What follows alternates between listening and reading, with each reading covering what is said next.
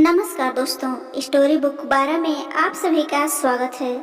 आइए सुनते हैं एक सत्य घटना पर आधारित बहुत ही मजेदार कहानी। दोस्तों, जिस तरह से मृत्यु अटल है, जितनी मृत्यु सच है उतना ही सच है बुढ़ापा। हर वह आदमी या वस्तु जिसका जन्म होता है उसका नाश होने से पहले वह पुरानी या बूढ़ी भी होती है। और आज की ये बुढ़ापा एक इमोशनल कहानी इसी सत्य पर आधारित है। हर रोज की तरह गणेश जी अपने शाम के सैर सपाटे से लौट आए थे। वह अपने जूते उतार ही रहे थे कि बहू ने पूछा, बाबूजी, आज हम बाहर जा रहे हैं और हम वहीं से खा कर आएंगे। आज रात के खाने में क्या खाएंगे बताइए। गणेश जी सोचने लगे, आज रविवार तो नहीं और ना ही किसी की शादी है, जरूर किसी पार्टी में जा रहे होंगे। छोड़ो, मुझे क्या करना है इस उम्र में। अपने विचारों पर काबू करते हुए गणेश जी बोले, ऐसा करो बेटा, मेरे लिए 2 रोटियां बना दो, दूध के साथ रोटियां ही खाऊंगा। बहू तुरंत बोल उठी, बाबूजी, सुबह की जो बनाई थी उनमें से 2 रोटियां अभी भी बची हैं। अगर आप बहू ने अपना वाक्य अधूरा ही रहने दिया, लेकिन गणेश जी अच्छी तरह से समझ गए कि वह क्या कहना चाहती थी। सुबह की रोटियां खाई तो गैस हो जाएगा। सुबह भी बहू ने मसाले वाली सब्जी ही बनाई थी, जिसके चलते अभी तक खट्टी डकारे आ रहे हैं। और इस उम्र में पेट को संभालना मतलब किसी बिगड़े हुए बच्चे को संभालने से भी ज्यादा कठिन होता है। बाबूजी बहू से बोले, नहीं बेटा, इस उम्र में सुबह की रोटियां नहीं खा सकता। तुम्हें थोड़ी तकलीफ होगी, लेकिन मेरे लिए 2 ताजी रोटियां बना दो। बहू को बहुत गुस्सा आया। वो गुस्से में ही बड़बड़ाते हुए बोल उठी, अब 2 रोटियां बनाओ या 10, काम तो इतना ही करना पड़ता है ना। आटा गूंथो, रोटियां बनाओ, किचन और बर्तन साफ करो। इन्हें क्या, इन्हें तो सिर्फ ऑर्डर देना है, काम तो मुझे करना पड़ता है ना। बस दिन रात इनकी ही सेवा करते रहो। बहू के बोल गणेश के कानों पर पड़ रहे थे। हे भगवान, सिर्फ 2 रोटियां बनाने में इतनी तकलीफ। मैंने कोई 5 पकवान तो मांगे नहीं थे। गणेश जी को बहुत गुस्सा आया, लेकिन गुस्सा वहाँ किया जाता है जहाँ कोई सुनने वाला हो। उन्होंने अपना गुस्सा निगल लिया। अब तो उन्हें जितनी जल्दी गुस्सा आता उससे भी जल्दी चला भी जाता था। गणेश जी को अपनी पत्नी बिमला जी की बहुत याद आने लगी। बिमला जी के जीते जी उन पर कभी भी बासी रोटी खाने की नौबत नहीं आई थी। उल्टा खाने में 10 चीजें और मिल जाती थीं।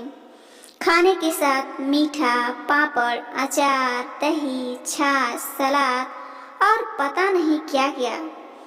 गणेश जी को बहुत बुरा लगा। वे बोले, रहने दो बहू, मैं सुबह की रोटी ही खा लूंगा। फिजूल में तुम्हें तकलीफ होगी, और वैसे भी तुम्हारे हाथों की रोटी बहुत मुलायम होती है। मुझे चलेगा, मेरी वजह से तुम लोगों को देर नहीं होना चाहिए। बहू को तो सोने से पीला मिल गया। वह अपनी आवाज मीठी करते हुए बोली, बाबूजी, आप चाय लेंगे क्या? गणेश जी अपने चाय पीने की इच्छा को दबाते हुए बोले, वैसे कोई खास इच्छा नहीं है चाय पीने की, मगर तुम अपने लिए बना रही हो तो मेरे लिए भी थोड़ी बना देना। हाँ बाबूजी, मैं अपने लिए बनाने वाली हूँ, आपके लिए भी बना देती हूँ, बोलकर बहू रसोई के अंदर चली गई। गणेश जी खुद से ही बातें करने लगे, अभी तो लाखों की जायदाद है मेरे पास, यह घर भी मेरे नाम पर है और खाते में भी लाखों रुपए पड़े हैं। कभी बेटा विषय निकालता है तो मैं बोलकर टाल देता हूँ कि मेरे बाद तेरा ही तो है सब कुछ, और फिर भी एक कप चाय और 2 ताजी रोटियों के लिए तरसना पड़ता हो, तो उन बूढ़ों का क्या होता होगा जिनके पास संपत्ति के नाम पर सिर्फ पुरानी यादों के सिवा कुछ भी नहीं होता। बिमला को याद करके गणेश जी की आंखों में आंसू चमकने लगे और धीरे से गालों पर सरके। बिमला के होते हुए उन्होंने घर का कोई भी काम नहीं किया था। उनके व्यापार ने उन्हें अच्छा साथ दिया था। वह भी बिमला से बहुत प्यार करते थे, लेकिन कभी भी जता या बता नहीं पाए। वह यह सच्चे दिल से मानते थे कि बिमला उनके किसी पूर्व जन्मों के पुण्य का फल है, लेकिन जिंदगी की भाग दौड़ में वह बिमला की मन की इच्छाएं पूरी ना कर सके। उन्हें वैष्णो देवी जाना था, लेकिन हर बार यात्रा अगले साल के लिए पोस्टपोन्ड हो जाती। घर बार और संसार की जिम्मेदारियां संभालते संभालते कब उनकी इच्छाएं उन्हीं के साथ चली गईं, पता ही नहीं चला। गणेश जी ने देखा उनके पोता और पोती दोनों ही स्कूल से आ गए थे। दोनों ने अपना बस्ता सोफे पर फेंका और दादाजी की तरफ दौड़कर उनके गले लगते हुए कहने लगे, चलिए ना दादाजी, खेलने चलते हैं। यही निस्वार्थ प्रेम के कुछ पल थे जिनमें गणेश जी भी बच्चों के साथ बच्चे बन जाते थे और अपने सारे दुख और यादें भूल जाते थे। वह कुछ बोल पाते उससे पहले ही बहू ने कहा, चलो छोड़ो दादाजी को, हमें पार्टी में जाना है, जल्दी से आकर तैयार हो जाओ, पापा भी आते ही होंगे। दोनों ही बच्चे दादाजी को छोड़ मम्मी की तरफ भागे। उनकी पोती 7 साल की थी और पोता 5 साल का था। गणेश जी अपनी सोच में डूबे हुए बालकनी की तरफ गए। बालकनी में धीमी ठंडी पवन में उनका स्वागत किया। बहू उनके लिए चाय बनाकर लेकर आई, बालकनी में रखी। अपनी कुर्सी पर बैठकर गणेश जी घूंट घूंट करके चाय पी रहे थे। पी क्या रहे थे, निगल रहे थे, क्योंकि चाय के नाम पर सिर्फ कम शक्कर वाला गर्म पानी था, ना इलायची ना अदरक। गणेश जी मन ही मन सोचने लगे, बहू के जाने के बाद आज खुद अपने हाथों से चाय बनाऊंगा, इलायची अदरक और थोड़ी सी ज़्यादा शक्कर डालकर, और उसके साथ रोटियां खा लूँगा, रोटियां खाऊंगा। रोटियों की याद आते ही उनका मुंह फिर खट्टा हो गया। चाय खत्म होने पर खाली कप लेकर वह किचन में रखने गए तो वहां देखा कि बहू और बच्चों का कप धोकर रखा था। उन्होंने भी अपना कप धोकर वहीं पर रख दिया और अपनी डायरी लेकर बालकनी में आ गए।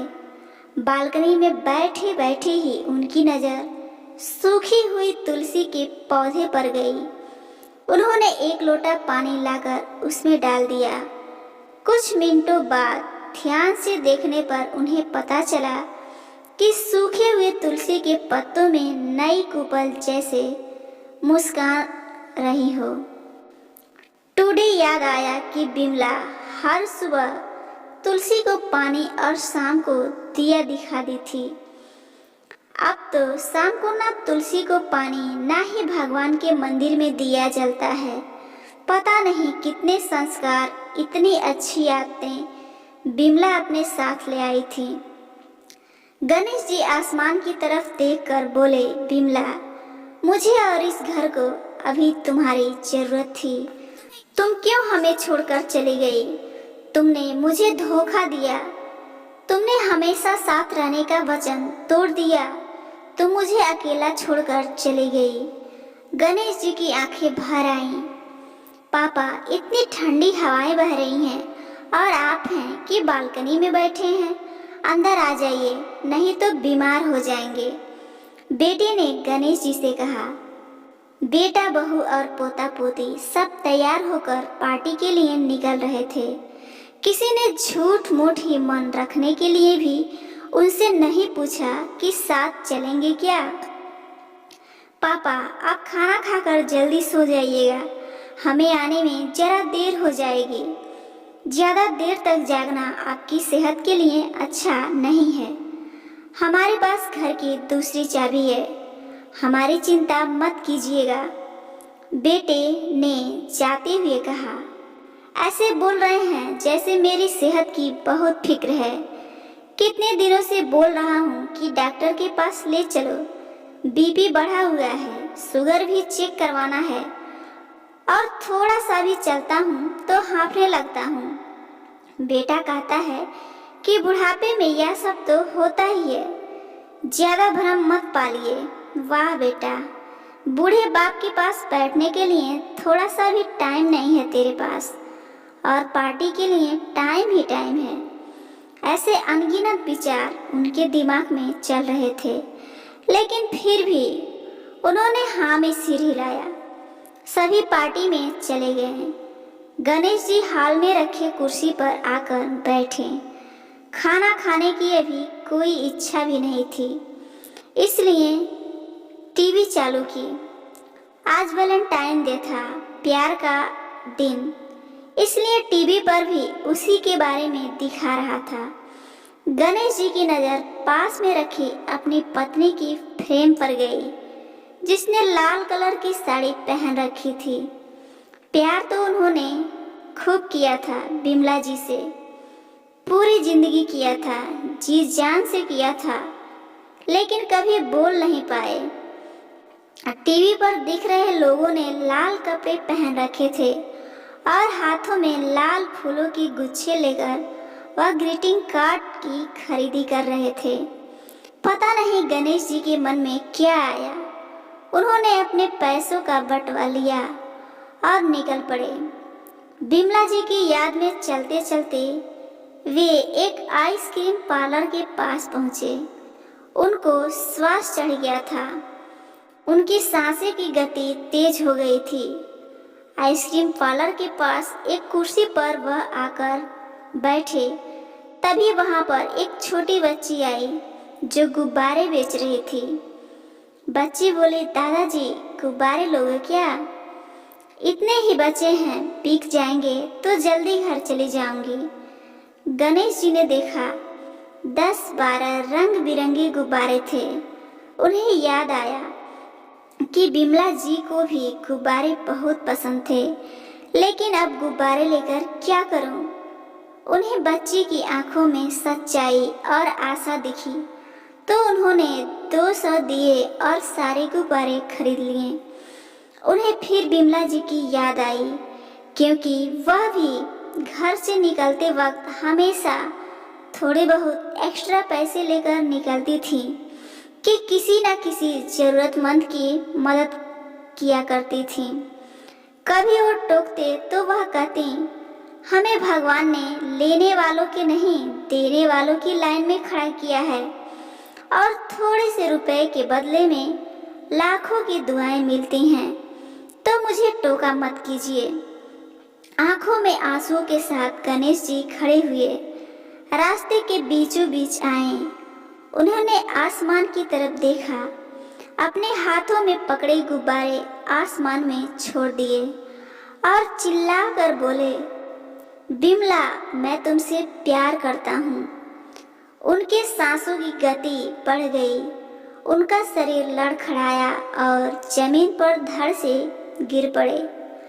आसपास के लोगों को कुछ भी पता चल पाए उससे पहले ही गणेश जी ने इस मोह माया की दुनिया को अलविदा कह दिया। उन्हें अपने पत्नी से मिलने की बहुत जल्दी थी। दोस्तों, ये मार्मिक कहानी आपको कैसी लगी जरूर बताइएगा, और इस चैनल पर रोजाना पारिवारिक कहानियाँ सुनने के लिए जरूर सब्सक्राइब कीजिए। धन्यवाद।